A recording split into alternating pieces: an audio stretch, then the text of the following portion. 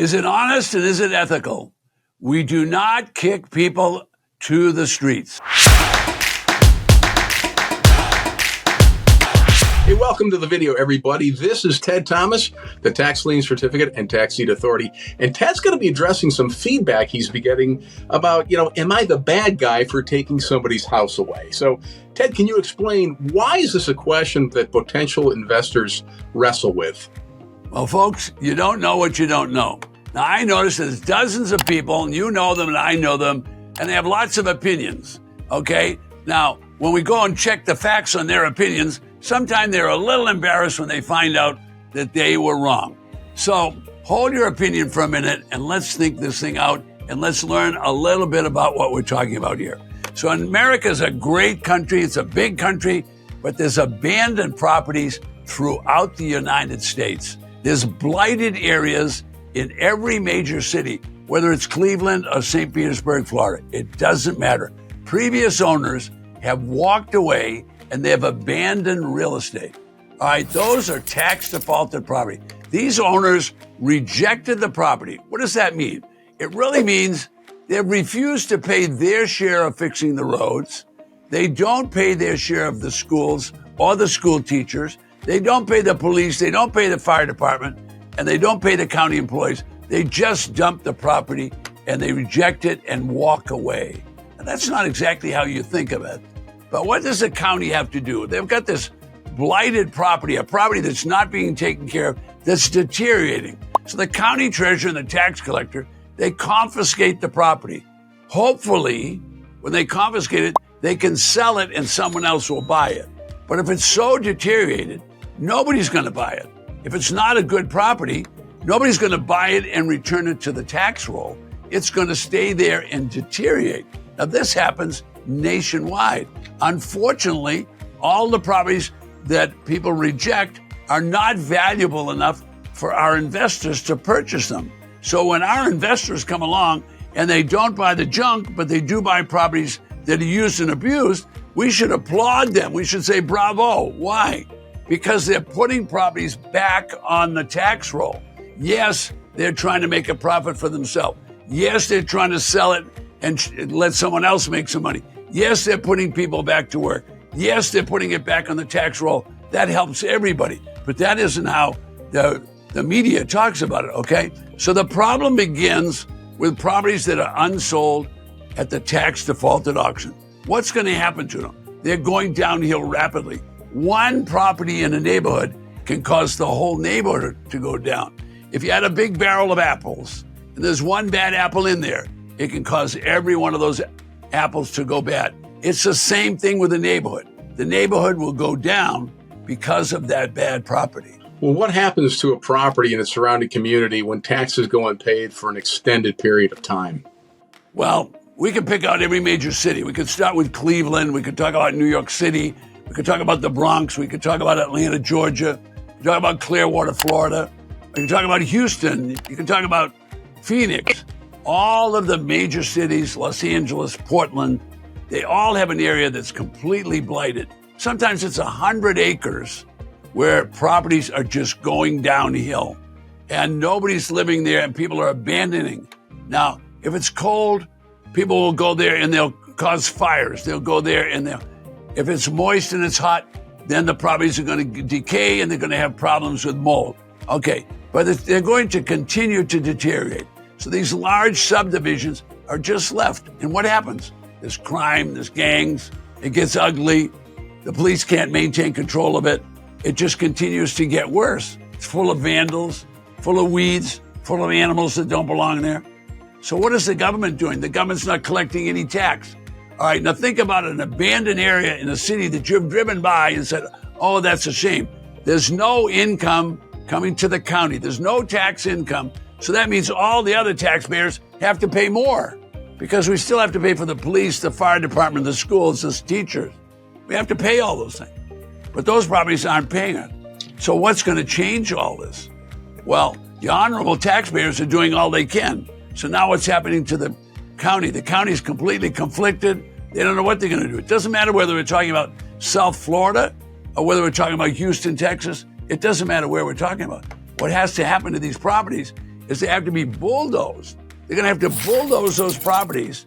They call that urban renewal. Well, who pays for all that? They have to bulldoze those properties and try to return the land to its natural state. This is a real crisis. Can you explain the positive impact of purchasing tax defaulted property and how that affects a community? Well, I'm a positive guy, and I'm in a positive business. Here's how positive the business is. Nationwide, we're going to have 5,000 tax defaulted auctions. There's going to be at least 2 million properties. All right, I teach my students, don't buy those junkers. You can't save the world. You can't save those properties. Forget it. Buy the ones that are used and abused, and buy them low.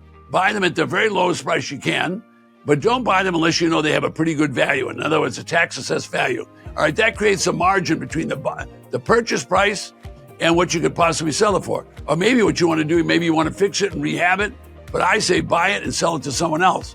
All right, so those properties then get cleaned up, they get returned to the tax roll. So we're not only helping ourselves, we're helping the county, we're helping someone else make money. So I'm really positive about tax defaulted properties. But understand, there are areas that are just going to get worse and worse and worse. We can't fix those. The government's going to have to come forward with bulldozers or something, clean those areas out, and start all over. Well, Ted, with your 30-plus experience in this whole market, tell us, can an abandoned property really be saved? Well, yes, a lot of property can be saved. As a matter of fact, if Americans didn't think about saving property, we wouldn't have any, because we have so many old properties in the United States. So from time to time, a property will be abandoned. Maybe the owner died, there was no heirs to take care of the property. So if no heirs are taking care of the property, that means it starts downhill, but also means the tax won't get paid. So the local government said the tax weren't paid, they'll confiscate it, and if it's in any area, they'll try to resell it. So what if you could buy that good property, okay, or not so good property, used and abused, in a good area? If you could buy, I'm going to tell you right now, you're a bargain hunter and you can recognize that, you can be able to make a lot of money.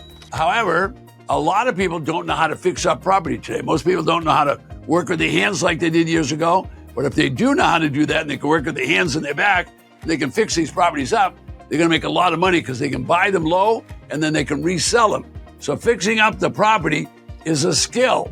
So if you have that skill and you got a lot of grit and you're willing to work at it, then I think you're going to do okay. So the skill that you'll have to learn is the rehabilitation skill and having the vision to know what it's going to look like so that you can sell it and sell it using all electronic marketing that's available today.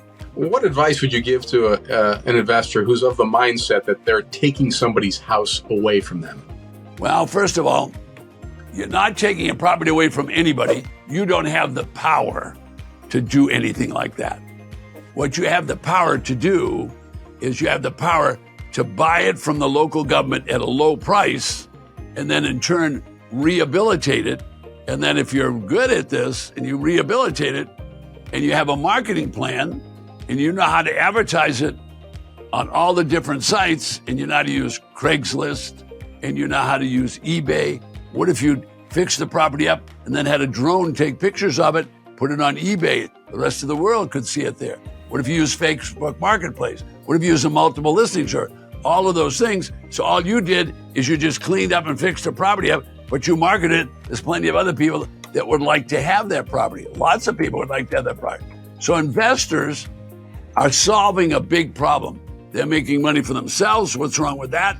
They're putting new people to work all the time because they're fixing these properties up. And finally, they're selling the property and people are getting into affordable housing. So this has got an awful lot of positives. Folks, if you don't fix the property up, what is going to happen? It's going to continue to deteriorate. So America is covered with houses that are 100, 150 years old. Okay, if you take care of them and you rehabilitate them, they're fine. But if you let them go, they're just like one bad apple can ruin the barrel.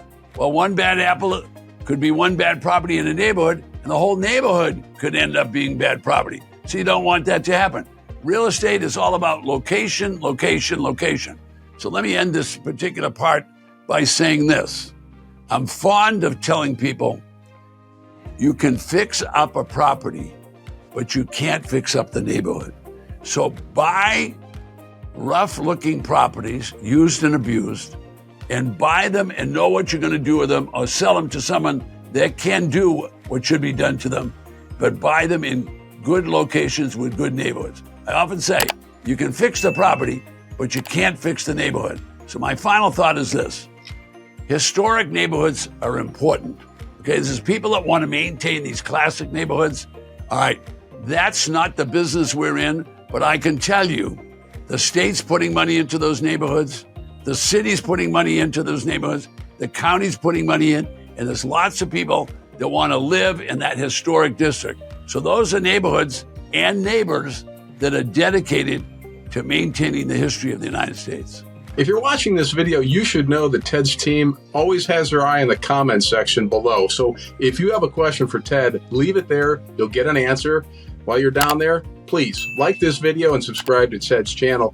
Ted, earlier you mentioned there's like 5,000 auctions going across the United States. Any ideas on how people can know when and where these auctions are happening? Well, in the good old days, what we had to do, and it was really a challenge, we had to get the newspaper from every one of those counties and look up the tax defaulted auction. Then what we could do is we'd get the telephone number and we'd call. All right, now we can do all this electronically, and they can go right below me and they can see it happen. With your cursor, you can move the cursor to the state, and when you get to a white circle, that will be, it will light up, and when it lights up, it'll tell you how many properties are available in that particular county and when the auctions are going to take place. So all the information is done electronically now. They go right below me, they can see all that happen. Just click right on the link, folks.